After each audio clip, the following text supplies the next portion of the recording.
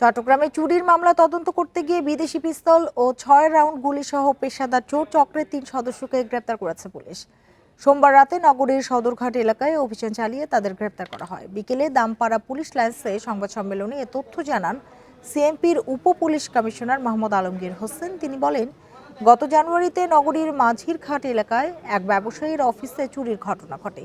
ওই ঘটনার সূত্র ধরে চোর চক্রের এক সদস্যকে আটকের পর বিদেশি পিস্তলের সন্ধান পাওয়া যায়। ব্যবসায়ীর বৈধ অস্ত্রটি চুরির পর ১ লাখ টাকায় বিক্রি করে দেয় চোর চক্রটি। এ ঘটনায় অস্ত্র আইনে চোর চক্রের ৩ সদস্যের বিরুদ্ধে মামলা করা হয়েছে। এছাড়া গ্রেপ্তারকৃতদের বিরুদ্ধে নগরীর বিভিন্ন থানায় একাধিক মামলা রয়েছে বলেও জানায় পুলিশ।